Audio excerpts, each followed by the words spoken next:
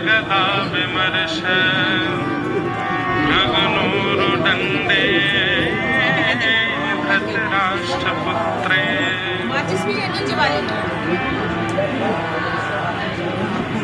सब लोग ध्यान से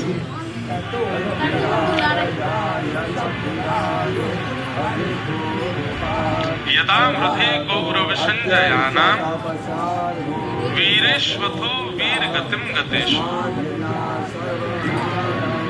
महाभारत का युद्ध अपने अंतिम पड़ाव पर चल रहा था। बड़े बड़े वीर वीर गति को प्राप्त हो चुके थे।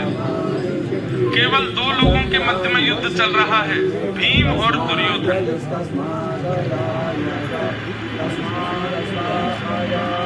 भीम बार बार अपनी गदा का प्रहार करता है, लेकिन दुर्योधन पर उसका कोई विशेष प्रभाव नहीं होता। सब लोग कथा जानते हैं, क्योंकि उसका संपूर्ण अंग गांधारी ने कृपा करके लोहे का बना दिया है, केवल जंघा रह गई है। बार बार प्रहार करने पर भी जब दुर्योधन का कोई बाल बांका नहीं हुआ, तो भीम ने ठाकुर जी की ओर देखा। तब ठाकुर जी ने कोई संकेत ना करते हुए केवल ऐसे इशारा किया, मानो अपनी जंघा पर हाथ फेर करके उसको इशारा किया, जंघा पे मारो। जंघा पर जैसे ही गदा का प्रहार हुआ, जंघा टूटी और दुर्योधन गिर पड़ा, उठ नहीं पाया, चिल्लाने लगा, चीखने लगा। तुरंत घोषणा हो गई कि भाई अब महाभारत युद्ध में कौरवों के पक्ष में कोई नहीं बचा है, पांडवों की विजय हुई। जैसे ही पांडवों की विजय हुई, अब देखो एक बात, भगवान जब लीला करते हैं तो आकाश मार्ग से समस्त देवता भगवान की लीला का अवलोकन दर्शन करते हैं और कुछ ना कुछ सीखते रहते हैं। और ठाकुर जी उसमें कुछ विशेष करें, उसकी वो प्रतीक्षा करते हैं कि अब ठाकुर जी क्या करेंगे। जैसे ही महाभारत का युद्ध विजय हुए पांडव, तो देवताओं ने मन में विचार किया कि महाभारत का युद्ध जीत गए, लेकिन मेन कैरेक्टर हमारे श्री ठाकुर जी ने तो कुछ किया ही नहीं। अरे इतनी आसानी से विजयता परोसनी नहीं चाहिए थाली में, कुछ तो ठाकुर जी की लीला देखने को मिले। देवताओं ने नारद जी से कहा, नारद जी आप कुछ करो। और श्री नारद जी महाराज बोले, अभी जाता हूं। दौड़ करके गए हिमालय पर। श्री बलराम जी महाराज तपस्या कर रहे थे, वो महाभारत युद्ध में नहीं आए थे। क्यों? बलराम जी ने कहा, एक तरफ मेरा शिष्य है दुर्योधन और दूसरी तरफ मेरा भाई है कृष्ण, मैं किस पक्ष में जाऊं? भाई का साथ दूंगा तो गुरु शिष्य के विद्रोह में कैसे खड़ा हो, और यदि शिष्य का साथ दूंगा तो अपने भाई से युद्ध कैसे करूं? तो श्री बलराम जी महाराज युद्ध में थे ही नहीं, चले गए वहां से। नारद जी महाराज ने जाकर के श्री बलराम जी महाराज की तपस्या के मध्य में प्रणाम किया। बलराम जी ने तुरंत नारद जी को जैसे ही देखा, तुरंत पहली बात ही पूछी, महाभारत युद्ध में क्या चल रहा है ये बताओ। नारद जी महाराज बोले, अब क्या बताऊं महाराज, छोड़ो उसकी बात मत करो। बोले नहीं नहीं नहीं, बताऊं मैं क्या चल रहा है। अरे रहने दीजिए ना, क्या करेंगे सुन के, छोड़िए। बोले नहीं नहीं नहीं, बताओ ना क्या हो रहा है। नारद जी महाराज बोले, क्या बताएं, आपके भाई श्री कृष्ण के होते हुए अधर्म हो, ये हमने सोचा नहीं था, लेकिन ऐसा हुआ। हम लोगों की तो श्रद्धा खत्म हो गई। बलराम जी बोले, क्या हुआ? बोले, धर्म युद्ध में नाभि से नीचे प्रहार करना मना है, और दुर्योधन की जंघा पर प्रहार करके भीम ने युद्ध को जीत लिया। और आपको जान के आश्चर्य होगी, किसने आज्ञा दी? कृष्ण ने। नाभि से नीचे जांघ पर प्रहार करवा करके युद्ध जितवा दिया पांडवों को। क्या बताएं, इतना धर्म हुआ वहां तो। बलराम जी महाराज ने जैसे ही ये बात सुनी, मेरे शिष्य दुर्योधन की जंघा पर प्रहार, अधर्म किया। हल मूसल लेकर के माला झोली पकड़ा दी। नारद जी को बाद में करूंगा तपस्या, पहले जाके वहां देख के आऊं, निर्णय करके आऊं। हल मूसल लेकर के पहुंच गए। यहां पांडव सब विजय का आनंद कर रहे थे, ठाकुर जी के चरणों में प्रणाम कर रहे थे, नृत्य कर रहे थे, हमारी विजय हुई। इतने में ही पृथ्वी हिलने लगी, आकाश में बादल गरजने लगे। अर्जुन ने कहा ये प्रलय जैसी स्थिति क्यों बन रही है? ये पृथ्वी कंपायमान भूकंप जैसा क्यों आ रहा है? सबने ठाकुर जी से प्रार्थना करी, कोई अनर्थ तो नहीं हो रहा? बोले कि नहीं नहीं, ये जरूर शेषनाग थोड़े कोपायमान हुए हैं, क्योंकि शेषनाग के सिर पर पृथ्वी सरसों के तिल के बीज के समान है, सरसों के समान है, और वही शेषनाग ही बलराम है। ठाकुर जी बोले तो बलराम जी कोपित हो रहे हैं। तभी देखा कि श्री बलराम जी महाराज हल मूसल लेकर के युद्ध मैदान में आ गए और दूर से भीम को ललकारने लगे, तूने मेरे शिष्य की जंघा पर प्रहार किया, नाभि से नीचे प्रहार किया, धर्म युद्ध में जो जो जो अधिकार में नहीं था वो तूने किया, अब तू जीवित नहीं बचेगा। भीम को मारने के लिए बलराम जी महाराज जब दौड़े, भीम ने भगवान के चरण पकड़े, बोले प्रभु रक्षा करो। ठाकुर जी बोले मैं देखता हूं। दौड़ते हुए बलराम जी आ रहे थे, इतने में भीम को पीछे करके ठाकुर जी आगे आ गए और श्री बलराम जी महाराज के चरणों में दंडवत साष्टांग प्रणाम करने लगे। किसी को साष्टांग करते देख व्यक्ति का स्वभाव है कि वो झुक जाता है, उसको उठाने लगता है। और वही साष्टांग की मुद्रा में जब ठाकुर जी लेटे तो श्री बलराम जी महाराज का क्रोध रोध तो सब धरा रहा, हल मूसल दूर फेंके, दौड़ गए। अरे मेरो लाला तू ऐसे प्रणाम का करे, अरे उठ जा, गले लग जा, हृदय से लगा लिया। अरे कन्हैया बड़े दिनान बाद मिलो है, मेरे हृदय से लग जा, लाला तू ऐसे काय को प्रणाम कर रहा? अरे नहीं भैया आप आए हैं, मैं प्रणाम नहीं करूं। थोड़ी देर तक हृदय से लगाए रखे।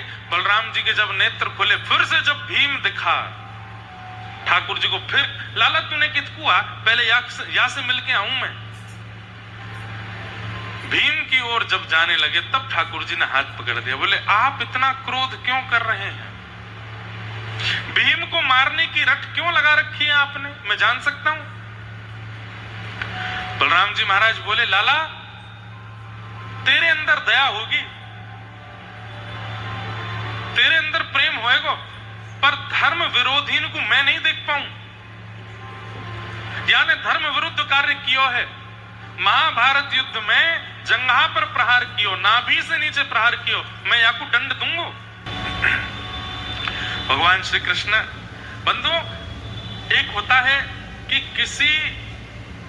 किसी बात को देख करके आप उत्तर देना चाहते हैं, पर कभी कभी रुका कीजिए, सही समय की प्रतीक्षा किया कीजिए, तब उत्तर दिया कीजिए। ये कृष्ण से सीखिए। हमेशा उत्तर देने के लिए आतुर मत बैठा रहिए। कोई कुछ कर रहा है, मैं जाके इसको टोक दूं, मैं जाके इसको बता दूं, मैं यहां पर जाके बोल दूं। आपकी वाणी की गरिमा होनी चाहिए। आप बार बार पे किसी को टोकते रहोगे ना, आपकी वाणी की वैल्यू खत्म हो जाती है। ठाकुर जी हमेशा हर किसी को नहीं टोकते, समय आने पर बिल्कुल मौसम देख करके ठाकुर जी उत्तर देते हैं। जैसे ही बलराम जी ने कहा इसने धर्म विरुद्ध कार्य किया है, इसने नाभि से नीचे प्रहार किया, मैं इसको जीवित नहीं छोड़ूंगा, मैं धर्म विरोधियों को देख नहीं सकता। भगवान ने तुरंत हाथ पकड़ के बलराम जी से कहा, अच्छा आपको धर्म विरुद्ध कार्य देखने में अगर पता चल जाए कि कोई धर्म विरुद्ध कर रहा है तो आपको क्रोध आ जाता है? बोले हाँ। भरी सभा में जब द्रौपदी का चीरहरण हो रहा था, क्यों नहीं गए आप? यही दुर्योधन जिसके लिए आप हलमूसल उठा करके आ गए भीम को मारने के लिए, वही दुशासन जो खींच रहा था हमारी बहन द्रौपदी के वस्त्रों को और भरी सभा में सब बड़े बुजुर्गों के सामने उसको निर्वस्त्र कर रहे थे, क्यों नहीं गए उस दिन आप? आपके हलमूसल का बल उस दिन कहां चला गया था भैया? कहते हैं आपके धर्म विरोधियों को देखने, क्या आपको खबर नहीं पड़ी थी द्वारिका में कि क्या कर रहे हैं यहां पांडव, क्या कर रहे हैं यहां कौरव? आपको पता था कि दुर्योधन दुशासन द्रौपदी के साथ दुष्कर्म करने, लेकिन आप नहीं उठे। और आज जब आप दुर्योधन की रक्षार्थ दौड़े चले आए हैं तो कहीं ना कहीं मुझे धर्म की रक्षा नहीं दिख रही है, शिष्य के प्रति मोह दिखाई दे रहा है। ऐसे उत्तर देते हैं ठाकुर जी समय आने पर। बलराम जी का तो सारा क्रोध ठंडा पड़ गया। लाला तू ऐसे मत कहवे, मोको बड़ी ग्लानी है रे। बोले ग्लानी होनी चाहिए भैया। आज ये पूरा महाभारत युद्ध केवल द्रौपदी के सम्मान के लिए हुआ।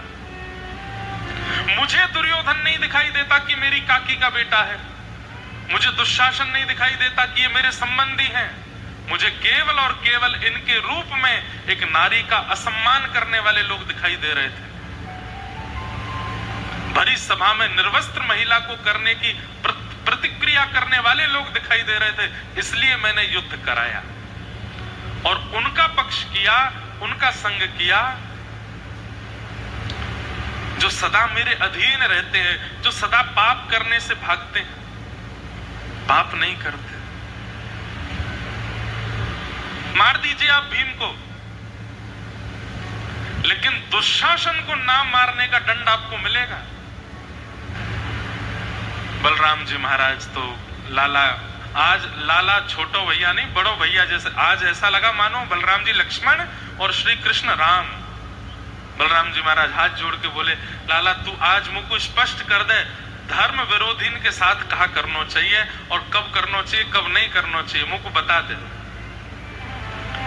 ठाकुर जी उत्तर देते हुए कहते हैं, भैया सत्य बोलना धर्म है, असत्य बोलना अधर्म है, लेकिन कई बार कई स्थानों पर असत्य बोलना ही धर्म होता है। कोई कसाई गैया को काटने के लिए जा रहा हो और गैया आपके सामने से दौड़ के चली गई हो, कसाई आके आपसे पूछे कि आपने गाय को देखा, आपने उसके हाथ में गर्सा देखी, आपको पता है कि ये काट देगा, उस समय आप सत्य बोलोगे कि असत्य बोलोगे? असत्य बोलोगे। और हमारे यहां कहते हैं सत्यम ब्रूयात, सत्य बोलना चाहिए। लेकिन भैया कई बार असत्य में ही धर्म होता है, इसलिए इसका विचार, इसकी योग्यता कैसे पता चलेगी? बोले जितना संतों का संग करोगे, जितना सत्संग करोगे, जितना कथा वार्ताएं सुनोगे, जितना मेरी लीलाओं का अनुसंधान करोगे, उससे बुद्धि में ये विवेक उत्पन्न हो जाएगा कि कहां सत्य है, कहां असत्य है, क्या उचित है, क्या अनुचित है। अब जैसे हम सब संतजन लोग, हम वक्तागण लोग जब आपस में मिलते हैं ना, तो हमारी एक प्रतिक्रिया होती है। जैसे वो आएंगे, अरे भैया आपने प्रसाद पाया कि नहीं? अब यहाँ पाया तो नहीं है, लेकिन यहाँ ये नहीं कहा जाता कि नहीं हमको भूख नहीं है या हमने खाया नहीं। हम क्या बोलेंगे? आपकी प्रतीक्षा कर रहे थे, जब तक आप नहीं आओगे कैसे पालेंगे? अब यहाँ पर है तो वो असत्य है, लेकिन प्रेम में बोला जाता है। आपकी प्रतीक्षा कर रहे थे, आप नहीं आएंगे तब तक हम कैसे पालेंगे? तो ये व्यवहार का, उसको प्रिय, हमारे यहां कहते हैं सत्यम ब्रूयात, सत्य बोलो, लेकिन प्रियम ब्रूयात, प्रिय सत्य बोलो। तो धर्म के बहुत रूप हैं, कहां क्या उचित है, क्या अनुचित है, इन सब का विवेक होना बहुत बड़ी बात है। श्री राम जय राम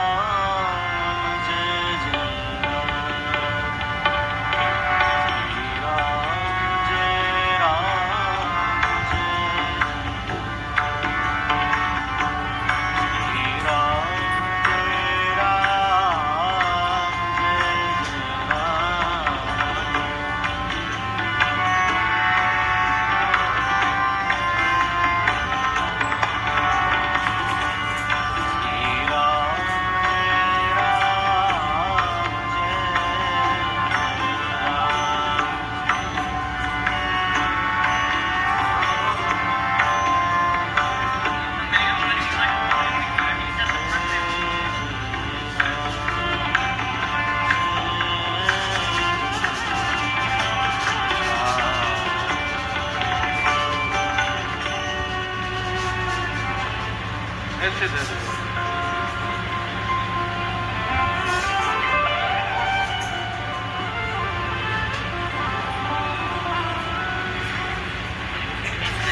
अच्छा,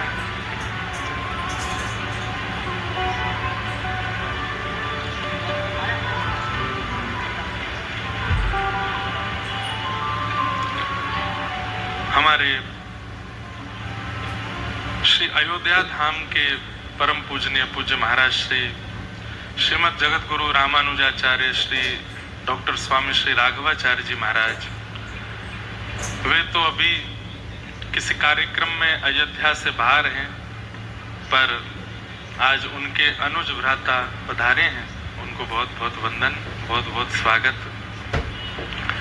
महाराज जी की 2 बार वाल्मीकि रामायण कथा हमारी कुटिया पे हो चुकी है वृंदावन में, और जब भी अयोध्या आते हैं महाराज जी का खूब स्नेह प्रेम प्राप्त होता है। आज उन्हीं के प्रतिनिधि स्वरूप में उनके भ्राता पधारे हैं, उनको बहुत बहुत वंदन। तो हम नियम, क्रम और धर्म, इन विचारों पर चर्चा कर रहे हैं। कई बार अनुकूलता, प्रतिकूलता और व्यवस्था देख करके धर्म का आकलन किया जाता है, और वो करना सिखाता है सत्संग। जितना सत्संग करें उससे पता चलता है कि कहां कैसे क्या करना है। एक राजा की पुत्री थी, उसका नाम था वैराग्यवती। क्या नाम था उसका? नाम वैराग्यवती इसलिए था कि वो जन्म के बाद जब से उसने बोलना शुरू किया, वो वैराग्य की ही बातें करती थी। दुनिया के लोग कहते कि ये खिलौना कितना अच्छा है, देखो देखो लाली, ये खिलौना कितना अच्छा है। और वो बोलने लगी है थोड़ा थोड़ा, बाल्यपन में ही बोलती है। हमारा शरीर भी तो खिलौना है, जैसे ये खिलौना टूट जाएगा एक दिन हम भी टूट जाएंगे। जैसे इस खिलौने में चाबी भरते हैं तो ये चलता है, हमारी भी चाबी है। पिताजी, आपकी कुछ वर्षों की चाबी बची है, थोड़ा भजन कर लो। पिता देख करके घबरा जाए, 2.5 साल की बच्ची क्या वैराग्य की बातें करती है। कोई पुष्प ला करके देता, देखो ये पुष्प कितना सुंदर है, और वो वैराग्यवती उस पुष्प को देख करके कहती क्या सुंदर है, थोड़ी देर रुकने दो, थोड़ी देर बाद पतझड़ जैसा हो जाएगा, सूख जाएगा, पत्ते बिखर जाएंगे। हम सब भी ऐसे ही हैं। जैसे फूल डाल पर होता है, परम सुंदर लगता है, डाल से टूटने के बाद धीरे धीरे धीरे धीरे बिखरने लगता है। हम सब भी ऐसे हैं। जब तक राम जी की सन्निधि में तब तक सुंदर लग रहे हैं, जिस दिन बिखर जाएंगे, दूर हो जाएंगे, बिखर जाएंगे। बच्चे दूर भागते थे, रिश्तेदार दूर भागते थे। परिवार में नव दंपतियों का ब्याह हुआ, दोनों पति पत्नी प्रणाम करने के लिए जब आए तो वैराग्यवती के पिताजी राजा थे, उनको प्रणाम करने लगे। वैराग्यवती से बोले हमारा ब्याह हुआ है, तुम भी कुछ अच्छा भाव सुना दो। वैराग्यवती बोली सुन पाओगी? बोले क्या बात है, बोलो। जा प्रियतम सो प्रीति घनेरी, सो देख डर जई हैं। जिस प्रियतम से तुम इतना प्रेम करती हो, जिससे 7 फेरे लेकर के आई हो, एक दिन ये पधार जाएगा, और इसके मरने के बाद इसका शव जब देखोगी तो उससे भी डर लगेगा तुमको। अरे मृत्यु के बाद यदि पति कहीं किसी झाड़ पेड़ के ऊपर अगर बैठा दिखाई भी दे दिया तो डर के मारे उसके नीचे से नहीं जाओगी तुम, और अपने आप को प्रियतमा कह रही हो। मन पंछी उड़ जाई हैं, जा दिन मन पंछी उड़ जाई हैं, ता दिन तेरे तन तरुवर के सबई पात जड़ जाई हैं। नव दंपति बेचारे देख करके भागे वहां से, रोने लगे, ये कैसी बातें बोलती है। पिता ने कहा बहुत हो गया, तो एक काम कर, बाहर कुटिया बनवा देते हैं, तू महल के बाहर रहा कर। बोली पिताजी इससे बड़ा सुख तो कुछ है ही नहीं। मैं तो चाहती हूं कि मैं तो युवावस्था में महल छोड़ रही हूं, आपको तो कब का चला जाना चाहिए था वन में जाके भजन करना चाहिए था। अच्छा है मैं तो युवा में ही चली जाऊंगी बाहर, लेकिन आप भी प्रतीक्षा करो कब जाओगे। ऐसी बातें करती थी। महल के बाहर पिता ने अच्छी व्यवस्था करके कुटिया बना दी, उसमें वैराग्यवती रहती थी, अपने ठाकुर जी की सेवा करती थी। एक दिन एक चोर आया, गांव में चोरी करता करता करता वैराग्यवती के घर पहुंच गया। खिड़की पर जाकर के देख रहा था अंदर क्या चल रहा है। वैराग्यवती अपने ठाकुर जी को शयन करा रही थी, और शयन कराते कराते बोल रही थी हे नाथ, मुझे अब कुछ नहीं चाहिए, संसार के किसी विषय में मेरा मन नहीं है, मैं बहुत प्रसन्न हूं कि मुझे कुछ नहीं भाता, मुझे केवल आप भाते हैं। लेकिन मैंने सुना है बिना गुरु की कृपा के आप नहीं मिलोगे, कृपा करके आप ही किसी गुरु को मेरे जीवन में भेज दो। चोर ने बाहर खड़े खड़े सुन लिया, बोले ओहो इसको गुरु की इच्छा है। हमको चेला की इच्छा है, हम ही गुरु बन जाते हैं। और वो चोर ही थोड़ा तिलक चंदन लगा करके और गले में माला वाला पहन करके थोड़ा स्वरूप अपना सुधार करके और तुरंत वैराग्यवती के द्वार पर पहुंच गया। अरे कोई है? या ब्राह्मण देव को बहुत जोर की प्यास लगी। सब इधर देखो, कथा सुनो। ब्राह्मण देव को बहुत जोर की प्यास लगी, कोई जल पिलाएगा? अरे कोई है? इतने में वैराग्यवती देखा कि कोई संत महात्मा साधु बाहर जल मांग रहे हैं। तुरंत ठाकुर जी की प्रसादी जल लेकर के दौड़ी। जय हो महापुरुष, आप प्यासे हैं, विराज जाइए, जल पान कीजिए। चोर बोला, अरे बालिका, मैं तुमसे बहुत प्रसन्न हूं, लेकिन मैं क्या बताऊं, मैं अपने नियम के कारण मुझे लगता है किसी दिन प्राण त्याग दूंगा। ऐसा क्या नियम है आपका? मेरा नियम है कि मैं अपने शिष्यों के हाथ से ही जल पीता हूं और शिष्यों के हाथ का ही बना प्रसाद पाता हूं। प्यास तो मुझे बहुत दिनों की लगी है, लेकिन मेरा शिष्य कोई मिल ही नहीं रहा है। वैराग्यवती तुरंत नेत्र बंद करके बोली, ओहो, मैं अभी ठाकुर जी से कह रही थी कि कोई गुरु भेज दो मेरे जीवन में जो आपसे मिलाए। मुझे लगता है ठाकुर जी ने ही गुरु भेजे हैं जो शिष्य की तलाश कर रहे हैं। वैराग्यवती ने कहा, मैं योग्य तो नहीं हूं, लेकिन अगर आपकी इच्छा हो तो आप मुझे दीक्षा दे दीजिए, मैं आपकी शिष्या बन जाऊंगी और फिर आप मेरे हाथ का जल पी लीजिएगा। हाँ लाली, ये तो बढ़िया। अब उसको कुछ नाम मंत्र आते होंगे, ठाकुर जी के नाम याद होगा, कान में नाम बोल दिया, तिलक लगा दिया, गले में कंठी पहना दी, अब तुम मेरी शिष्या होगी। जल पान किया।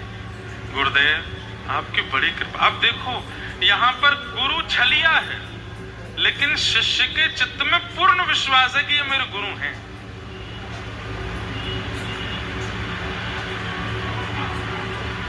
मुझे आज्ञा कीजिए ना, मुझे राघव जी कैसे मिलेंगे? बोले, राघव जी से मिलना है? बोले, हाँ।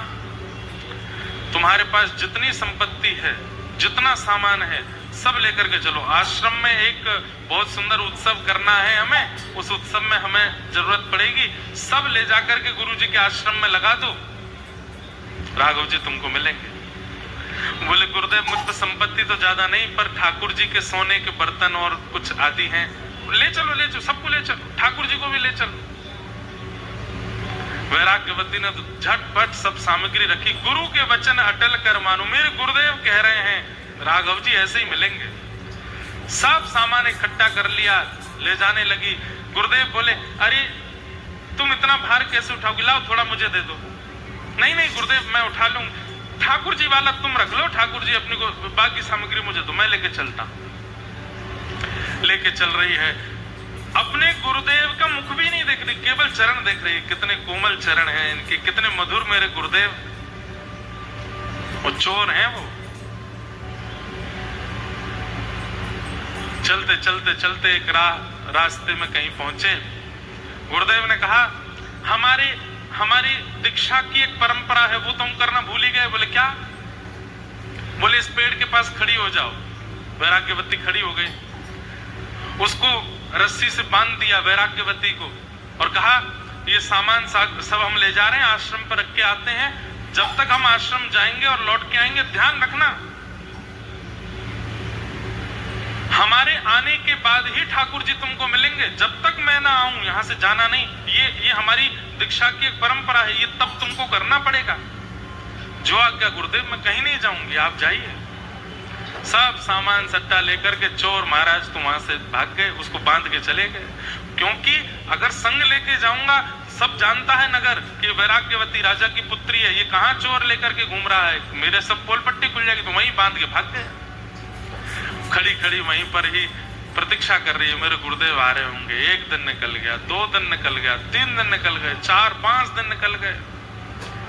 वहां 5 दिन के अंदर राजा को पता चला कि बाहर जो वैराग्यवती की कुटिया थी उसमें वैराग्यवती है नहीं।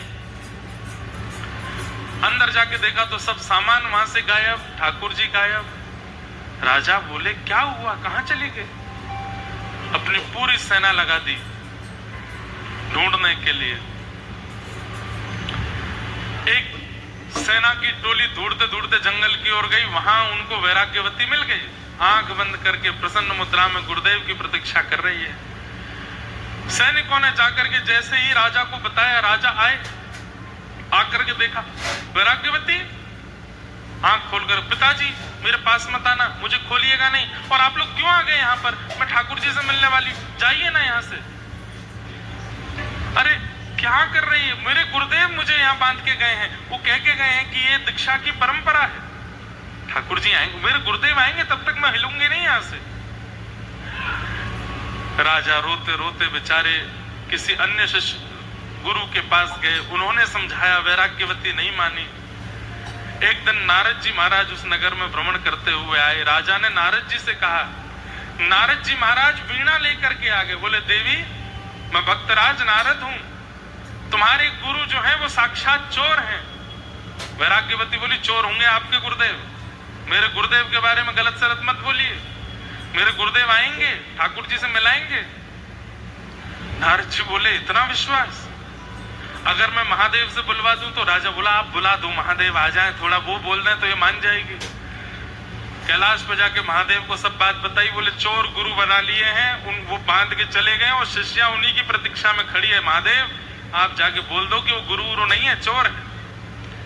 देव आदिदेव महादेव नंदी पर विराजमान होके त्रिपुंड धारण करके त्रिशूल लेकर के वैराग्यवती के सामने आ गए। दूर से प्रणाम किया, जय हो महादेव, आपके दर्शन हो गए। लाली, वो जो तुम्हारे गुरु हैं वो गुरु नहीं है, वो चोर हैं, वो नामी चोर हैं। उनका नाम बता दिया। बोले, आसपास के क्षेत्र में प्रसिद्ध चोर हैं। वैराग्यवती बोली, महादेव आप चाहे जो बोल लीजिए, मैं अपने गुरुदेव पर अविश्वास नहीं करूंगी।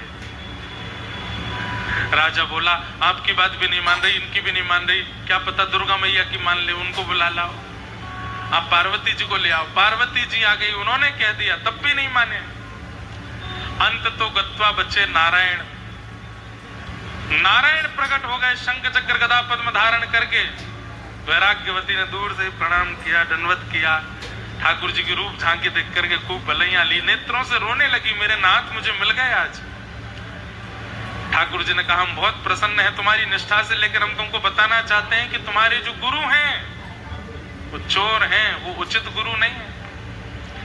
वैराग्यवती बोली, आज मेरे जीवन का सबसे बड़ा फल मिला कि मुझे साक्षात नारायण दिख गए, लेकिन माफ करिएगा प्रभु, मेरे गुरु तो सर्वश्रेष्ठ हैं। ऐसे कौन से गुरु होंगे जो 7 दिन के लिए शिष्या को बांध के गए? महादेव, नारद जी, नारायण सब प्रकट हो गए सामने आकर के दर्शन दे रहे हैं। मेरे गुरु की कृपा नहीं है तो क्या है? आप उनको चोर कैसे कह सकते हो? अरे दुनिया के बड़े बड़े मठाधीश, बड़े बड़े गुरु बैठे हैं, अपने शिष्यों को दीक्षा देते हैं, वर्षों वर्ष निकल जाते हैं, ठाकुर जी की झांकी नहीं दिखती। एक सप्ताह में सारे देवता मेरे सामने आकर के खड़े हो गए, ये मेरे गुरु की कृपा नहीं है। ठाकुर जी महादेव को देखे, महादेव नारद जी को देखे, बोले भैया प्रणाम है इसको। तो बोले, अब दर्शन हो गए, अब तो जाओ तुम अपने ना, मेरे गुरुदेव जब तक आके मुझे नहीं खोलेंगे मैं नहीं जाऊंगी। भगवान बोले, मैं प्रकट हो गया हूं तुम्हारे सामने, अब तो मान जाओ। नहीं, मेरे गुरुदेव। ठाकुर जी महादेव को संग लेकर के बोले, इसके गुरु को पकड़ के लाते हैं। गुरुदेव 5-6 गांव दूर कहीं पर डकैती डाल रहे थे। ठाकुर जी पहुंचे, रात्रि का समय, घर में घुस रहे थे, मुंह पर कपड़ा वपड़ा बांध के। पीछे से ठाकुर जी ने, सुनो, पीछे मुड़ के देखा तो शंख चक्र गदा पद्मधारी ठाकुर जी। भगवान, आप भगवान हैं? अरे आप महादेव हैं।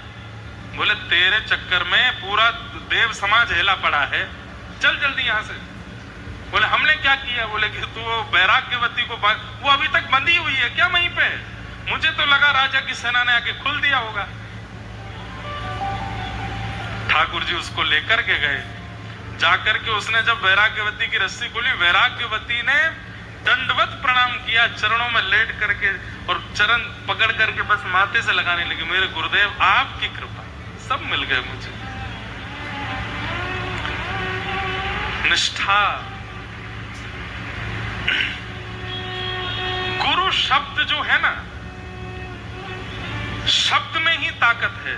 व्यक्ति में तो योग्यता आ ही जाती है, अध्ययन के द्वारा, परिश्रम के द्वारा, तप के द्वारा जो व्यक्ति गुरु पद पर बैठा उसमें तो योग्यता आ ही जाती है, नहीं तो गुरु शब्द अपने आप में ही बहुत बलवान है, बस उसके प्रति निष्ठा कोई बना ले। व्यक्ति योग्य ना भी होगा तो भी गुरु शब्द कल्याण कर देगा, उसके प्रति निष्ठा बना ले। हमारी निष्ठा नहीं बन पाती है।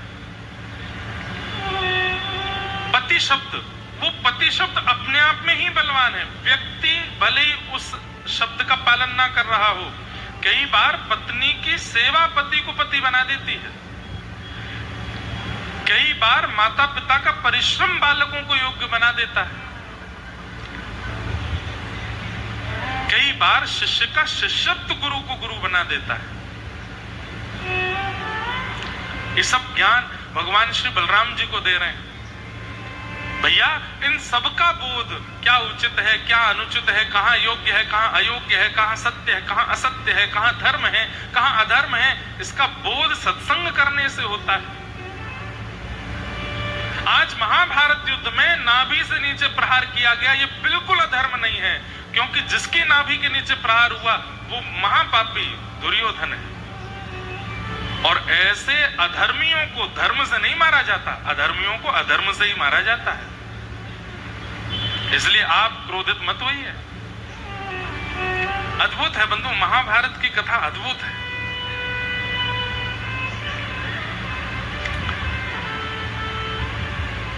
सब विषय भगवान ने कहे। यहां पांडवों की विजय हुई। दुर्योधन ने गुरुपुत्र अश्वत्थामा से कह दिया कि यदि हम नहीं बैठ पाए हस्तिनापुर की गद्दी पर तो इनको भी नहीं बैठने देंगे, मरते मरते इनको मार के ही जाना है, चाहे अब छल से मारना पड़े, मारो। अश्वत्थामा ने सोते हुए पांडवों को मारने का प्रयास किया, लेकिन जाको राखे साइया मार सके ना कोई, बाल न बाका कर सके जो जग बैरी हो। जिसके रक्षक सुदर्शन चक्रधारी हैं उसका कोई कुछ बिगाड़ नहीं सकता। पांडवों की रक्षा के लिए भगवान रात्रि सोते हुए पांडवों के पास गए और बोले, अरे चलो चलो, युद्ध जीतने के बाद हंस का दर्शन करना चाहिए, वो मंगलकारी होता है, मेरे साथ चलो। सोते हुए पांडवों को ले गए, लेकिन द्रौपदी के 5 पुत्र सोते रह गए। अश्वत्थामा ने अंधेरे में जाना कि यही पांडव हैं और तलवार निकाल करके द्रौपदी के 5 पुत्रों का सर धड़ से अलग कर दिया। प्रातःकाल का समय हुआ, द्रौपदी रोने लगी। अर्जुन ने प्रतिज्ञा ले ली कि जिसने भी इन 5 बालकों को मारा उसको जीवित नहीं छोड़ूंगा। भगवान ने अर्जुन का हाथ पकड़ा, क्रोध में निर्णय नहीं लेना है। एक बात बहुत ध्यान से सुनिएगा बंधुओं, क्रोध सबको आता है संसार में, किसी को कम, किसी को बहुत ज्यादा। क्रोध करिए, बुराई नहीं है, पर क्रोध में अगर हमारी कही एक बात मान सको तो मान लीजिए। क्रोध आने पर बोलिए मत, बोलो मत, क्योंकि सारे काम बिगड़ते ही तब हैं जब क्रोध आता है और व्यक्ति बोलने लगता है। आप कैसे भी करके, अब ये कैसे करना है ये आपके ऊपर निर्भर करता, कैसे भी करके नियम बना लो कि क्रोध आवे और हम मौन नहीं बोलेंगे, बोलना नहीं है। हमको ऐसा लगता है कि शायद बोलने से क्रोध घट जाता, नहीं घटता, वो और तीव्र होता है। और उस समय नहीं पता चलता, जब अगली बार वो क्रोध आता है तो पहले से भी ज्यादा तीव्र आता है, क्योंकि पिछली बार बोल करके आपने क्रोध को सहानुभूति कर दी, अगली बार वो और प्रचंड बन के आता है। लेकिन क्रोध आया, अब वो आपके आंख में, नाक में, कान में, जीभ पे सबसे ज्यादा उछलता है क्रोध। बोलो, कुछ तो बोलो, कुछ तो निकालो, कुछ तो शब्द बोल दो। लेकिन आप अगर घूंट पी जाते हैं उस क्रोध का, नहीं बोलते, तो अगली बार जब क्रोध आएगा ना, तो क्रोध को पहले से ही पता है कि यार मैं आता तो हूं, ये करता कुछ नहीं है, तो पहले से ही नाजुक नाजुक आएगा। और दूसरी बार भी कुछ नहीं किया तो तीसरी बार और नाजुक आएगा, चौथी बार तो क्रोध कहेगा बाहर में जा, मैं आ ही नहीं रहा हूं, अब आऊंगा ही नहीं, तेरे को जो करना है तू कर ले। ये एक प्रक्रिया है, ये एक एक्सरसाइज है कि आप क्रोध आवे बोलो मत, शांत हो जाओ, मौन हो जाओ, नहीं बोलना। काम क्रोध, लोभ, मोह, द्वेष, अभिनिवेश, अहंता, ममता, चिंता, ये बढ़ती कब हैं? जब इनके आने पर हम इनको प्रायोरिटी देते हैं। घर पे आए मेहमान को अगर चाय दोगे, नाश्ता दोगे, समोसा खिलाओगे तो अगली बार फिर आएगा, लेकिन घर पर आए हुए को पानी भी नहीं पूछोगे, अगली बार थोड़ी आएगा वो। ऐसे शरीर में आए हुए दोषों को जब आप प्रायोरिटी देते हैं, उसको, अब किसी बात की चिंता हुई आपको, चिंता होते ही आप सोच में बैठ गए, आपने नींद उड़ा दी, भोजन नहीं किया, जल नहीं पिया, तो चिंता को क्या लगेगा? जरूरी है हमारे यात्री सो नहीं रहा है, हमारे यात्री पानी नहीं पी रहा है, हमारे यात्री भोजन नहीं कर रहा है, तो वो चिंता और प्रचंड होती चली जाती है। लेकिन चिंता की कोई बात हुई और आप तान दुपट्टा सो गए, एक रोटी ज्यादा खा के, पानी पी करके, दूध देखने वाले आश्चर्यचकित हो रहे, चिंता की बात है, ये खा पी रहा है? इनकम टैक्स वाले छापा मार रहे हैं और ये कह रहा पिज्जा मंगाओ, पूड़ी बनाओ भाई, बढ़िया वाली लस्सी लेके आओ, उसमें बढ़िया चीनी डाल के। तो चिंता चिंतित हो जाएगी, ये कैसा आदमी, हम इसको परेशान करने आए और ये कुछ हो ही नहीं रहा है।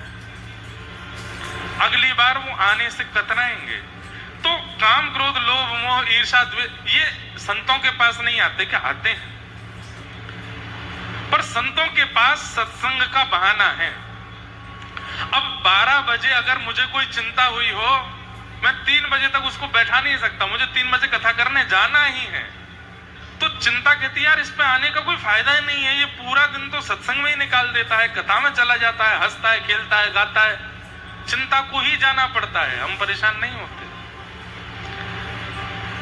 तो ये एक्सरसाइज है क्रोध के प्रति, काम के प्रति, लोभ के प्रति। जब जब वो आवे उनकी तरफ ध्यान ही मत दो। कोई काम घर में ऐसा हो रहा है जिससे आपको क्रोध आएगा, मत देखो, वो काम करने चले जाओ जिससे अच्छा लगता है, क्योंकि क्रोध आने वाली क्रिया देखोगे तो और कष्ट होगा।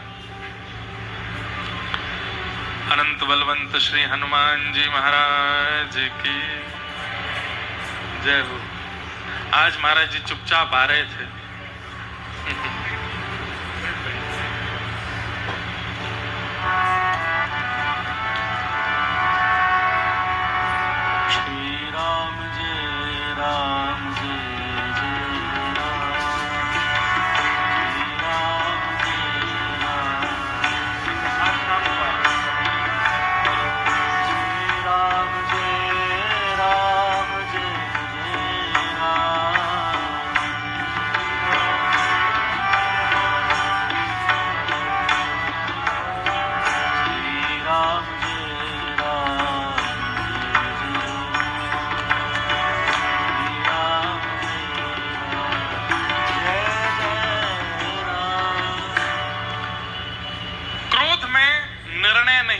है, बोलना नहीं है। भगवान ने अर्जुन को रोका, लेकिन अर्जुन ने फिर भी प्रतिज्ञा लेकर के कह दिया कि मैं इन बालकों के हत्यारे को जीवित नहीं छोड़ूंगा। भगवान ने हाथ पकड़ा, बोले अर्जुन नहीं नहीं नहीं नहीं। अर्जुन ने हाथ झड़क दिया, बोले अब तो मैं जीवित छोड़ूंगा ही नहीं जिसने इन 5 बालकों को मारा। जब बाद में पता चला कि वो हत्यारा अश्वत्थामा है, पकड़ करके लाए। जैसे ही अश्वत्थामा को मारने की प्रतिक्रिया करने लगे, द्रौपदी ने कहा उवाच चास हन्तस्य बंधना नयनम सतिम मुच्यतामेष ब्राह्मणो नितराम गुरु। द्रौपदी ने कहा इसको मत मारो। अर्जुन बोले क्यों? बोले कौन है, देख नहीं रहे हो? अश्वत्थामा हमारे गुरु पुत्र हैं। ये जिन गुरु ने तुमको धनुष उठाना, बाण चलाना सिखाया, खड़े होना रणभूमि में सिखाया, उन गुरु के पुत्र को मारोगे? ये हमारे गुरु पुत्र हैं, पहली बात। दूसरी बात, ये ब्राह्मण हैं, हम क्षत्रिय हैं, ब्राह्मण को मृत्यु दंड देने का अधिकार नहीं है। तीसरी बात क्या? यह भी किसी मां का बेटा है। मैं अपने पुत्रों की हत्या से बहुत आघात हुई हूं। एक माँ को पुत्र के मरने पर क्या पीड़ा होती है ये मैं सह रही हूं, मैं नहीं चाहती कि वो पीड़ा किसी और माँ को, इसको मत मारो। और पांचवी बात, मेरे पुत्र मरे, अगर तुम ये बात कहो कि तुम्हारे पुत्र इसने मार दिया, इसको जीवित कैसे छोड़ूं? पुत्र मेरे मर गए लेकिन मेरे पति तो जीवित हैं, एक सहारा मेरे पास है जिनके साथ मैं रह सकती हूं। पर इनके तो पिताजी को पहले मार दिया गया महाभारत युद्ध में, तो मतलब मां विधवा है, अब इसको भी मार दोगे तो अकेली हो जाएगी, इसको मत मारो। द्रौपदी की बात सुनकर के दूर खड़े हुए द्वारिकाधीश ताली बजाने लगे, आनंदित हो गए। सबने द्वारिकाधीश की ओर देखा कि आप इतने प्रसन्न क्यों हुए? भगवान बोले अपराधी को दंड देना तो सामान्य व्यक्ति भी जानता है, पर इतने बड़े अपराधियों को क्षमा करना ये तो द्रौपदी मेरी बहन ही जानती है। या तो मैं जानता हूं या मेरी बहन जानती है। बंधुओं, इस संसार में सबसे बड़ा क्षमाशील यदि कोई है तो वो परमात्मा है, भगवान। हम सब वो क्रिया करते हैं जो उनको बिल्कुल प्रिय नहीं है, लेकिन फिर भी वो हमको रोज क्षमा करते हैं, हर दिन, हर क्षण, हर पल क्षमा करते हैं। पति ब्याह करते ही पत्नी को बता देता है ये मुझे पसंद नहीं, ये मुझे पसंद नहीं, ये मुझे पसंद नहीं, ये मुझे करना नहीं। पत्नी भी कह देती हाँ मुझे भी ये पसंद नहीं, आप भी मत करना। दोनों में से जरा ने एक बार भी किसी ने किया सोई उनमें लड़ाई हो जाती है। लेकिन ठाकुर जी ने पहले ही बता दिया, निर्मल मन जन सो मोहे पावा, मोहे कपट छल छिद्र न भावा, मोहे कपट छल छिद्र न भावा। मुझे बिल्कुल पसंद नहीं है ये सब, लेकिन हम सब में कूट कूट के भरा है और हर दिन करते हैं। कपट भी करते हैं, छल भी करते हैं, क्रोध भी करते हैं, काम आतुर भी रहते हैं, निंदा भी करते हैं, स्तुति भी करते हैं। उसके बाद राम जी के मंदिर भी पहुंच जाते हैं दर्शन करने के लिए। राघव जी जब हम घुस रहे होते हैं ना मंदिर में, तब राम जी को सब पता चल जाता है आज ये पाप करके आया है और इसके अंदर इतने दोष हैं। लेकिन जैसे ही हम सामने जाते हैं, राम जी के मन में दया आ जाती है, अरे आया तो है ना, चलो कोई बात नहीं, भूल जाओ, जो इसने किया सब क्षमा करते हैं। चलो भैया इसको पुजारी जी माला पहनाओ, लड्डू दे दो, प्रसाद दो, कृपा करो। क्यों? क्षमाशील। हम लोग क्षमाशील नहीं है। हमें जो उचित नहीं लगता यदि किसी ने कर दिया तो महाराज 10-10 साल निकल जाते हैं, हम बात नहीं करते उससे। लेकिन ठाकुर जी क्षमाशील है, सब कुछ क्षमा करते हैं, सब पर कृपा करते हैं। और आज वही क्षमा का गुण जब द्रौपदी में ठाकुर जी ने देखा, भगवान प्रसन्न हो गए और प्रसन्न होकर के द्रौपदी को अपना नाम दे दिया। मैं कृष्ण हूं, मेरी बहन कृष्णा है, इनका नाम कृष्णा होगा। नाम दे दिया अपना। कितना प्रिय है भगवान को दया, क्षमा।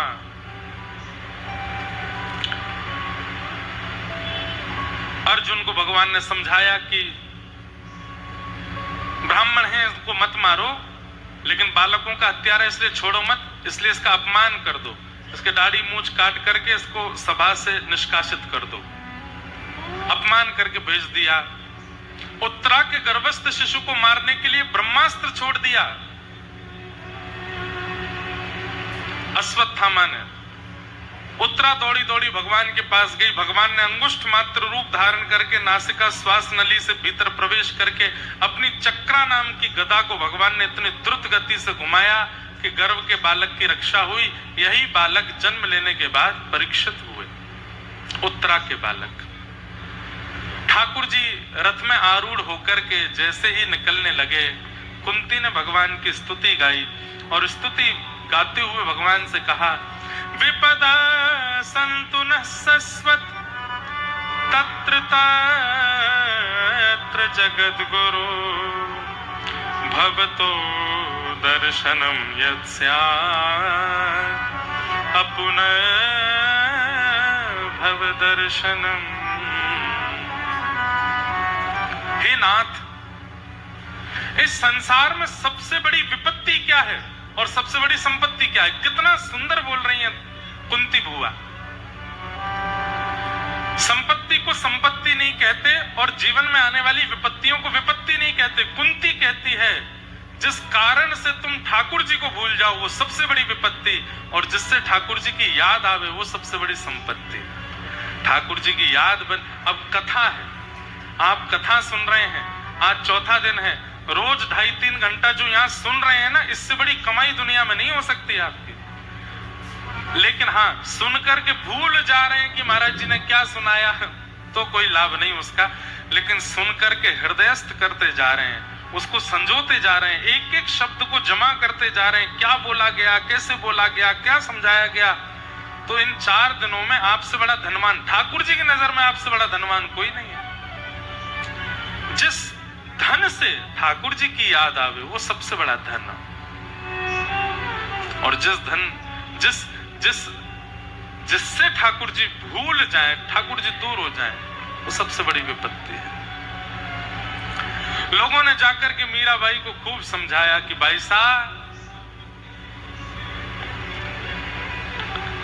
आपके देवर राणा को नहीं अच्छा लगता कि आप गोविंद का गुण गाओ, क्यों गाती हो? हाँ, मुझे बहुत प्रिय है ये पद। मीराबाई कहती है संसार को रिझाने के लिए मैंने कुछ किया ही नहीं है कभी, मैं तो केवल गोविंद को रिझाती हूं। मैं तो गोविंद रा गुण गासूं, राणा जी रूठे तो मने काय करसी। मैं तो गोविंद रा गुण गासूं, राणा जी रूठे तो मने काय करसी। ओ मैं तो गोविंद रा गुण गासूं, राणा जी रूठे तो मने काय करसी। मैं तो गोविंद रा गुण गासूं, राणा जी रूठे तो मने काय करसी। मैं तो गोविंद रा गुण गासूं, राणा जी रूठे तो मने काय करसी। तो गोविंद रा राणा जी रूठे तो मने काय। मीराबाई कह रही है वो रूठे तो रूठे, रूठे चाहे राजा वासे कछु न काजा। एक तू ही महाराजा और कौन पास जाएंगे। रूठे चाहे भाई वासे कछु न भलाई। एक तू ही है सहाई और कौन को सराहेंगे।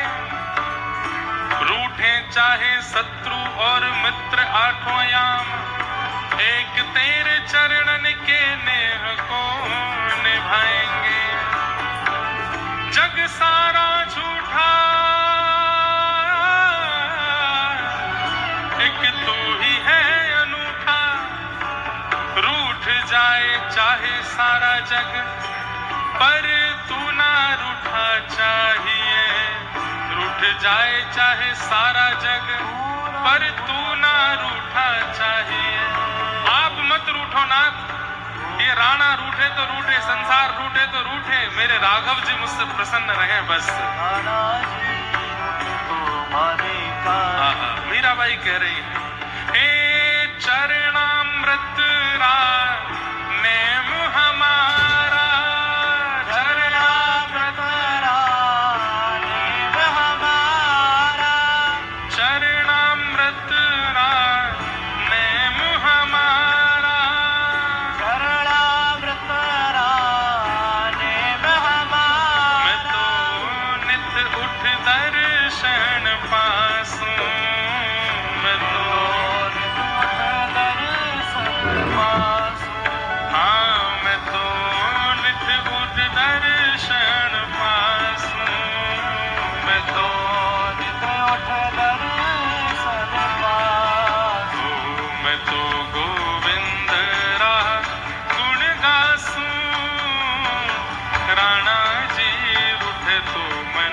काय करसे मैं तो तेरा गुण गासूं, राणा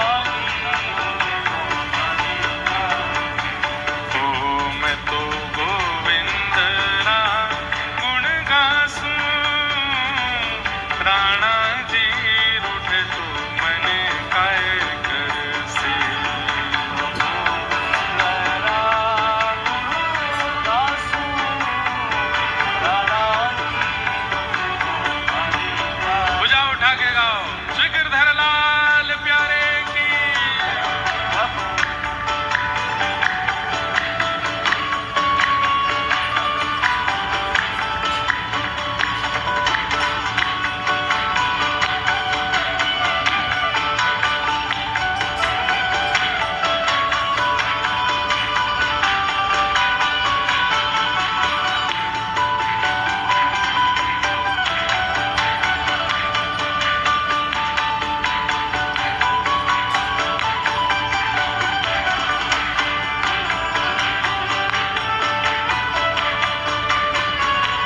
श्री राधा रमण लाल की राधा वल्लभ लाल की श्री जानकी वल्लभ नाथ की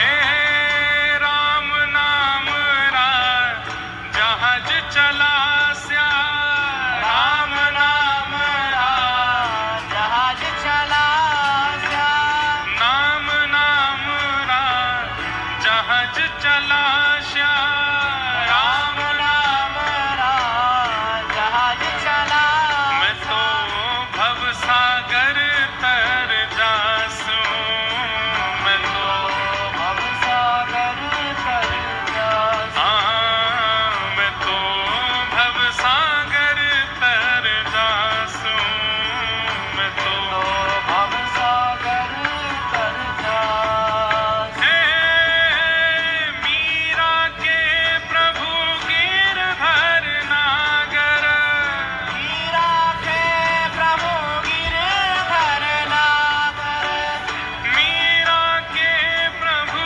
गिरधर नागर मीरा के प्रभु गिरधर नागर, मैं तो तरस परस सुख पासूं मैं तो परस परस सुख पासूं, ओ मैं तो तरस परस सुख पासूं मैं तो परस परस सुख पासूं, ओ मैं तो गोविंद रा गुण गासूं राणा जी रूठ तो मने काय करसे मैं तो तेरा गुण गासूं, राणा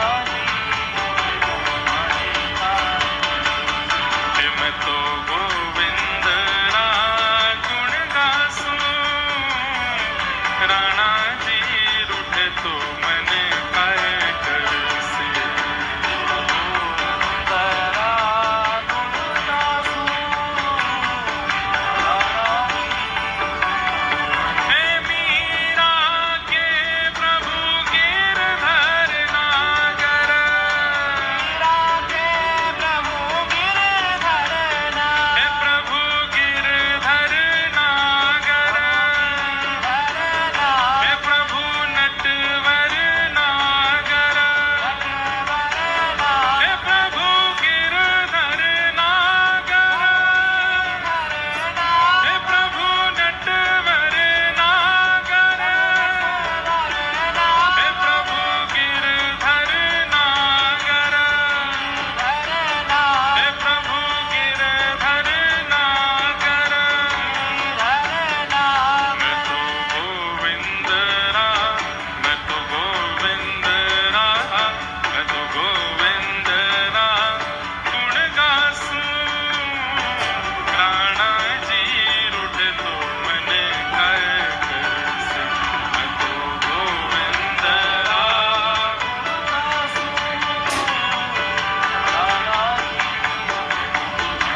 गाई सा गाती हैं ओ बाला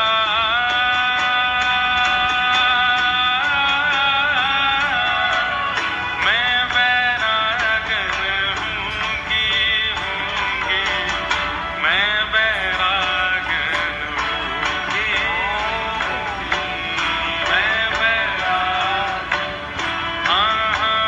हूँगी मैं बैरागन हूँगी हूँगी मैं बैरागन ओ सावरोरी है जिन भेषा मेरो सावरोरी जिन भेषा मेरो गिरधरी है सावरो गिरधरी हे जिन भेषा मेरो राघवरी है वैसा मेरो राघव अरे है सीता जी को सिंदूर लगाते हुए देख लिया हनुमान जी ने।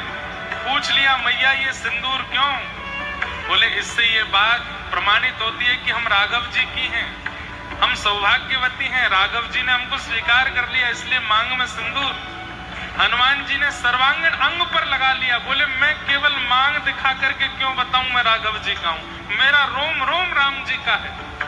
हनुमान जी सिंदूर लेपन ही इसलिए करते हैं क्यों? जिन भेषा मेरो राघवरी जय जिन भेषा मेरो राघवरी जिन भेषा मेरो माधवरी जय वैसा मेरो माधवरी है सोही भेष धरूंगी हो मैं तो सोई भेष।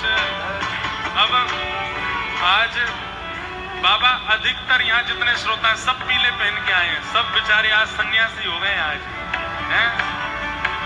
ऐसे वस्त्र रोज नहीं पहनते आप। ये कथाओं में ही क्यों इतने बढ़िया बढ़िया भारतीय वेशभूषा आप लोग पहन रहे हो? क्यों? कथा में पैंट पुरसट वाला फिट बैठता ही नहीं है। ठाकुर जी के मंदिर में संबंध में कथा में पैंट शर्ट वाला वो फिट ही नहीं लगता, वो लगता है ये कोई बाहरी आ गया है। जब धोती पहन के आते हैं, कुर्ता पहन के आते हैं, बगलबंदी तिलक छापा लगा करके आते हैं, पीरे पीरे महात्मा हमारे सब संत, तो लगता है कि ये ठाकुर जी के, ये फिट बैठते हैं कथा में, मंदिर में, भगवत।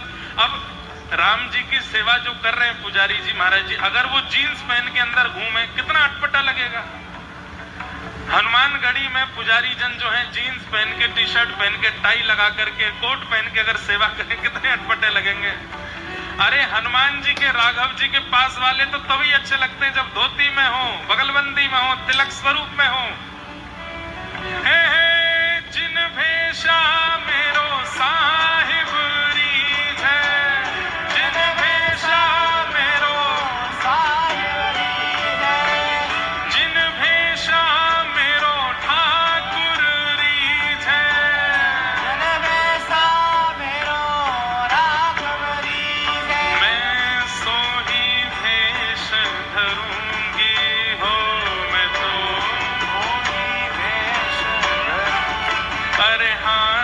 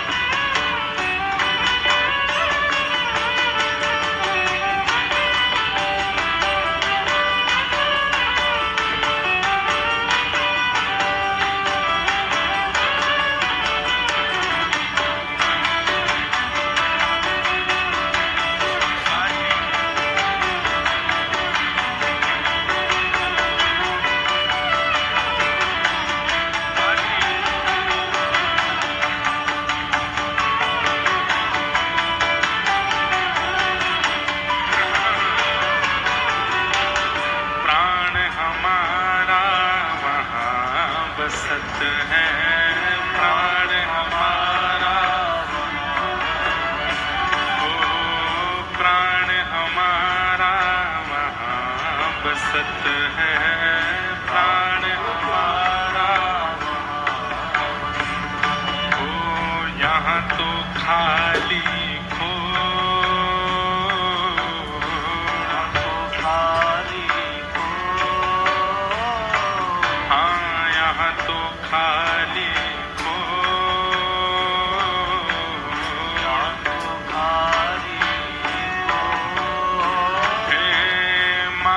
पिता परिवार सोई है, मात पिता परिवार सोई है, मात पिता परिवार सोई है, मात पिता परिवार सोई है, कहिए तिनका तोड़ वाला, कहिए तिनका तोड़, अरे मैं बैरागन होंगे, मैं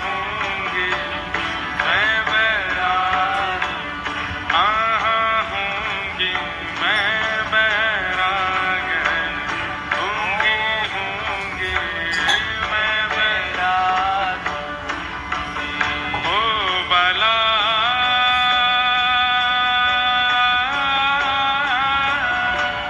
मैं बैरागन होंगे, मैं बैरागन होंगे, मैं बैराग होंगे, मैं बैरागन होंगे, मैं बैराग।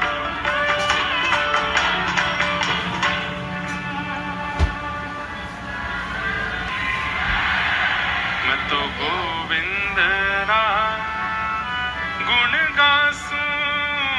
भैया मुझे किसी ने पता डरा दिया था कि अयोध्या में आप कथा करने जा रहे हैं, वहां भीड़ तो होती नहीं है, वहां के लोकल लोग कथा सुनने आते नहीं है। देखो ये देखो, बोलो सियापति रामचंद्र की। क्या सुंदर, देखो कितने उत्साह से कथा सुनते हैं सब रे। बैठ जाओ, विराज जाओ भाई। वैसे तो सब जगह ही उत्साह वाले आते हैं, पर कहीं कहीं क्योंकि हमारा वृंदावन है, अयोध्या है, ये सिद्ध भूमि है, यहाँ के लोग सिद्ध हो गए, उनको फिर सिद्ध होने के लिए कथा में जाना नहीं पड़ता है। तो ब्रजवासी अवधवासी कम जाते हैं, लेकिन फिर भी आ रहे हैं।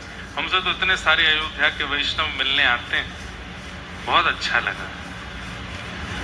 ठाकुर जी यही तो चिंता करते थे यदुवंशियों के लिए कि मेरे संबंधी हो, द्वारिका के निवासी हो, तुम लोग कथा नहीं सुनते हो।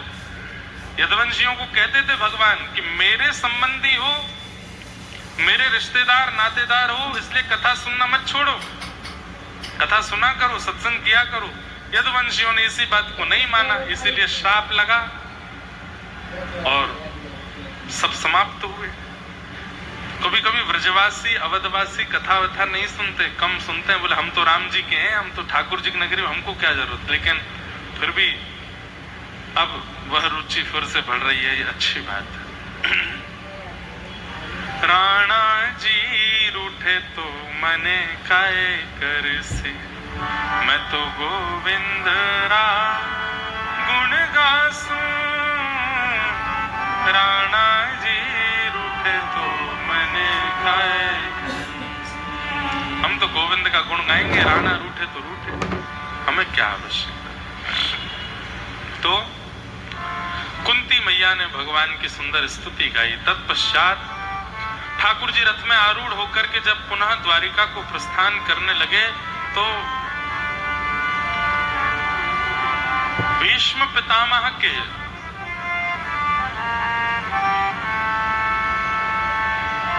अंतिम इच्छा को पूरी करने के लिए ठाकुर जी गए।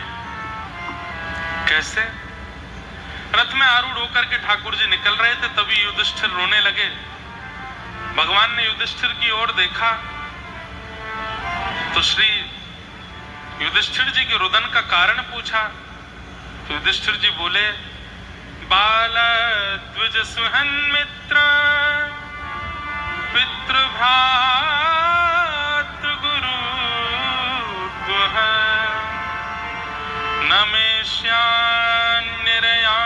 मोक्षो यापि वर्षायुतायुतैः।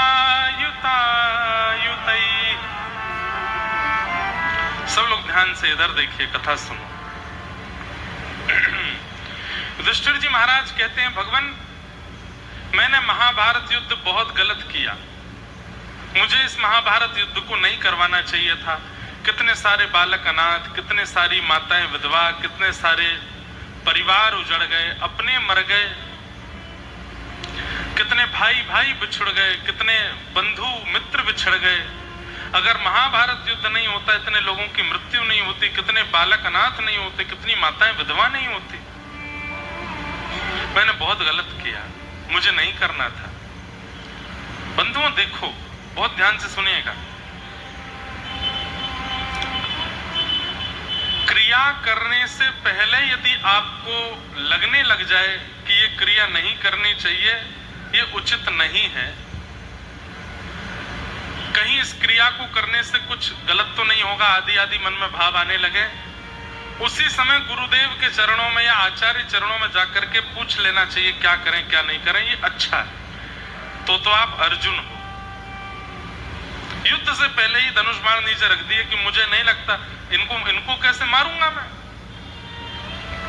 तब भगवान ज्ञान देंगे, गीता सुनाएंगे, लेकिन सब कुछ कर देने के बाद, सब बर्बाद करने के बाद, पूरा रायता फैलाने के बाद फिर गुरुदेवों के पास जा रहे हैं, नाथ मुझसे गलती हो गई, मैंने बहुत गलत कर दिया, मुझसे अपराध बन गया, अब मैं क्या करूं। रो रहे हैं, फिपिया रहे हैं और महाराज बुरी हाल में चले गए हैं। ठाकुर जी कहते हैं फिर मैं नहीं कुछ कर सकता, तुमको करने से पहले मेरे पास आना चाहिए था, अब करने के बाद मेरे पास मत आओ। करने के बाद दो ही कारण हो सकते हैं, एक अपनी गलती स्वीकार करो, दूसरा दोबारा नहीं करूंगा और इसका जो भी दंड होगा सहने को तैयार हूं, ये कह करके आगे बढ़ो। वहीं रुक करके रो रहे हैं, कुछ कर नहीं रहे, खा नहीं रहे, फिर ये नियम नहीं होना चाहिए। या तो गलती करने से पहले समझ जाना चाहिए था, गलती करने के बाद तो केवल आत्मग्लानि करके पुनः न करने की संकल्प ले लेना चाहिए और उसका जो भी दंड मिलेगा सब भोगने के लिए तैयार रहना चाहिए। लेकिन युधिष्ठिर रो रहे हैं, मेरा मोह दूर करो नाथ, अब मुझे समझाओ मैं क्या करूं। भगवान बोले, मैं बार बार गीता ही सुनाता रहूं, पहले अर्जुन को सुनाई, अब तुमको सुनाऊं। अरे मुझे भी द्वारिका जाना है, मेरे भी संतान है, मेरे भी पत्नी बच्चे सब प्रतीक्षा कर रहे हैं। नहीं आप ऐसे नहीं जा सकते, मेरे विषाद को दूर करके जाइए। ठाकुर जी बोले, मैं सहायता नहीं कर सकता, अब भीष्म पितामह तुम्हारी सहायता करेंगे। अभी तक वो मृत्युशैया पर लेटे हैं, तुम्हारे बड़े हैं, उनके पास जाओ, वो तुम्हें कुछ सांत्वना दे सकते हैं।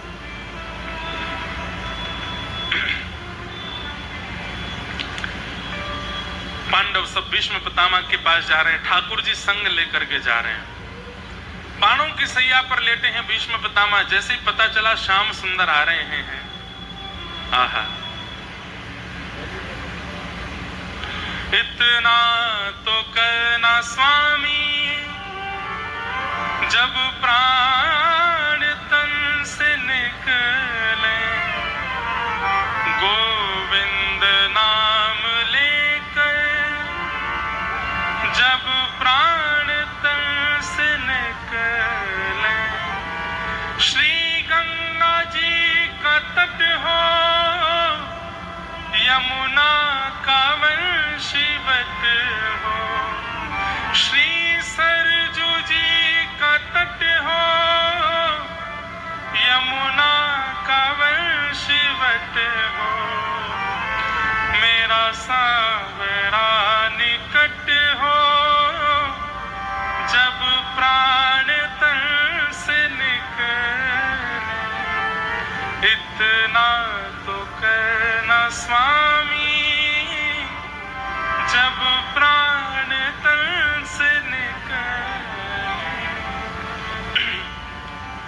नित्य ठाकुर जी से प्रार्थना एक बात की किया करो, नाथ हम दिल्ली में रहते हैं, लखनऊ में रहते हैं, गोरखपुर में रहते हैं, मुंबई में रहते हैं, कोलकाता में रहते हैं, चेन्नई में रहते हैं, ऑस्ट्रेलिया में रहते हैं, अमेरिका में रहते हैं, न्यूजीलैंड में रहते हैं, वहां रहते हैं, कहीं भी रह रहे हैं, बस नाथ जब भी हमारा अंतिम क्षण आने वाला हो, कैसे भी करके हम वृंदावन पहुंच जाएं, कैसे भी करके अयोध्या पहुंच जाएं, कैसे भी करके काशी पहुंच जाएं, गंगा जी के तट, सरजू जी के तट, यमुना जी के तट, वहीं पहुंचे हों, वहीं प्राण निकले। कल महाराज जी आए थे, हमारे जगत गुरु भगवान, उन्होंने कितनी अच्छी बात कही, ब्रह्म रज से सुशोभित दो ही नगरी हैं, या तो वृंदावन या अयोध्या। ब्रह्म रज मतलब यहाँ की कण जो है, यहाँ के जो रज है, ये ठाकुर जी के अंग से ही प्रकट है, ब्रह्म रज है। और प्रकट न भी है तो श्री राघव जी ने अपने चरणों से स्पर्श कराकर के इस पूरी रज को पवित्र कर दिया है। वहां वृंदावन की रज को तो भगवान ने अपने अधर पर धारण करके, आपने सुनी है कि केवल भगवान ने एक बार मिट्टी खाई थी ना, 84 कोस के एक एक कोने को ठाकुर जी ने अपनी जीव से पवित्र किया है। कैसे? कथा तो वैसे कल आएगी, लेकिन आज सुना देता हूं। ब्रह्मा जी जब भगवान के ग्वाल बालों का हरण करके ले गए, जब ब्रह्मा जी को मोह हो गया कि ये कृष्ण के ग्वाल बाल, कृष्ण इनके हाथ का झूठा खा लेते हैं, इनके गाल चाट जाते हैं, इनके साथ ऐसे, ये भगवान नहीं हो सकते, ये जरूर कोई बहलूपिया है। और बहलूपिया मान करके भगवान के सखाओं का, भगवान के मित्रों का जब हरण कर लिया, ग्वाल बालों का जब हरण कर लिया, तो ब्रह्मा जी से लेने के लिए नहीं गए ठाकुर जी, सारे ग्वाल बाल, बछड़ा बछिया, सबका रूप ठाकुर जी ने धारण कर लिया। और 1 वर्ष तक बछड़ा बछिया गैया सबके रूप में श्री कृष्ण ही भ्रमण करते रहे। अब गैया 84 कोस में फैल करके घूम करके घास खाती है, चरने जाती है, सब जगह श्री कृष्ण जाते और अपने मुख से व्रज रज को जीव लगा करके पवित्र करते। इसलिए संपूर्ण व्रज रज, कभी कभी हम तिलक लगाते हैं तो हमारे रामानुज संप्रदाय में पासा लगाया जाता है, परंतु आज्ञा है पासा लगाओ, गोपी चंदन लगाओ, चंदन घिसके लगाओ, या फिर पवित्र नगरी की रज लगा सकते हैं। तो आज रज का तिलक किया है, व्रज रज का, अयोध्या की रज, व्रज की रज, ये सब रज, और विशेष रूप से अयोध्या और व्रज की रज तो ब्रह्म रज है, ये तो परम पवित्र है।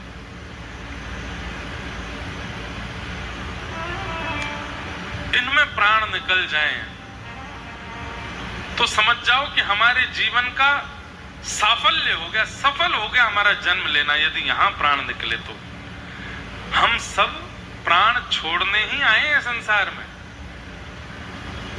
उद्देश्य के रूप में धन कमाई दिखती है, उद्देश्य के रूप में घर बनाई दिखती है, उद्देश्य के रूप में गाड़ी खरीदने का अनुभव लगता है, उद्देश्य के रूप में विवाह आदि लगता है, संतान उत्पत्ति लगती है, पर उद्देश्य मृत्यु है।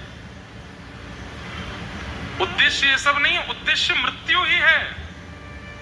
पर वही मृत्यु हॉस्पिटल में हो जाए, बड़े शहरों में हो जाए, भोगते हुए हो जाए, विषादों में हो जाए, विषयों में हो जाए, तो ये हमारी असफलता है, हम असफल हो गए।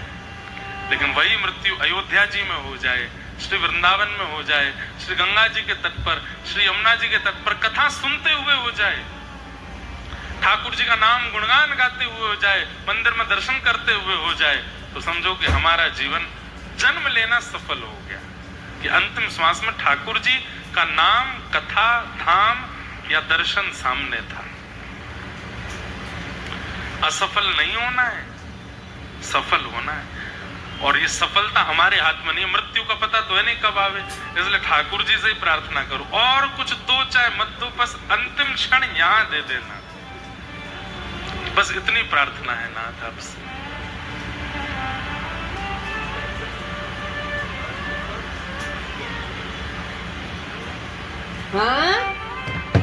कितनी बार ऐसा हुआ है, मैं आपको डरा नहीं रहा हूं, मरने के नाम से डरना नहीं, कहीं पता चली डर जाओ, आपने सोचा कि अवध में हमारे प्राण निकलने चाहिए, साल 1.5 साल बाद प्लान बना अयोध्या जाने का और आप वहीं घबरा गए घर पर, नहीं अभी नहीं जाना, अभी तो मेरे 4-5 काम रह गए। डरिएगा नहीं। एक बात कह दें, सत्संग मृत्यु को भयभीत नहीं करता। मृत्यु से भयभीत नहीं होता सत्संगी व्यक्ति, मृत्यु की प्रतीक्षा करता है। आज जब मैं सुबह मिल रहा था तो हमारे सब सेवा समिति के लोग आए, कई लोग गोरखपुर से। गोरखपुर में एक सूक्ष्म वृंदावन है, गीता वाटिका, एक सूक्ष्म वृंदावन। अच्छा, हम उसको सूक्ष्म वृंदावन कह रहे हैं तो भी हमको कष्ट हो रहा है, क्योंकि गीता वाटिका, गीता प्रेस ने कितनों को वृंदावन से जोड़ दिया, वो सूक्ष्म कैसे हो सकती है। गोरखपुर का बहुत बड़ा सौभाग्य है कि वहां गीता वाटिका, जहां श्री राधा बाबा महाराज, हमारे पूज्य श्री भाई जी महाराज, सेठ जी, ये सब महापुरुष वहां विराजे। भाई जी का एक पद है, मृत्यु के लिए ही है, वही वही वही भाई जी का एक पद है।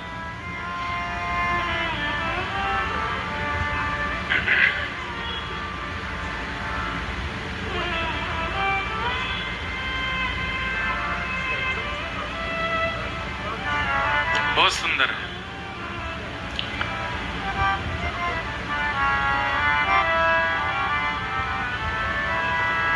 चलवा पिया के देश सजनी, चलवा पिया के सजनी। सत्संग करने वाला व्यक्ति यही गाता है, चलवा पिया के सजनी, चलवा पिया के सजनी। जहां नहीं मोह ममता की रजनी, जहां नहीं मोह ममता की रजनी, जहां नहीं ममता की रजनी, जहां नहीं मोह ममता की रजनी, जहां न बिछोह कलेश, जहां न बिछोह कलेश, सजनी, चलवा पिया के देश सजनी, चलवा पिया के। ये पूज्य श्री हनुमान प्रसाद पोद्दार जी, पूज्य भाई जी का पद है, और ये मृत्यु के ऊपर ही कह रहे हैं। वो गैर सत्संगी व्यक्ति की मृत्यु होती है, पर सत्संगी व्यक्ति तो अपने साजन के देश चला जाता है, वो तो निज वृंदावन में प्रवेश कर जाता है, साकेत धाम, गोलोक धाम में प्रवेश कर जाता है। वो अप्रसन्न नहीं होता अपनी मृत्यु से, वो तो प्रतीक्षा करता है। कथा सुनते सुनते जिस दिन ठाकुर जी का अनुभव होने लगेगा ना, आप रोने लगेंगे कि कब जाएंगे ये प्राण, कब तक इस शरीर में और रहना पड़ेगा, कब लेने आएंगे मेरे सजन मुझको। भक्तिमती मीराबाई एक अवस्था आने पर तो ठाकुर जी से प्रार्थना करती थी, और कितने प्रारब्ध बचे हैं मेरे जो मुझे इस धरती पर रहना है, अब तो ले जाओ पिया। जहां नहीं आवन, जहां जाके दोबारा आना नहीं पड़ता, जहां नहीं आवन जावन कितहू,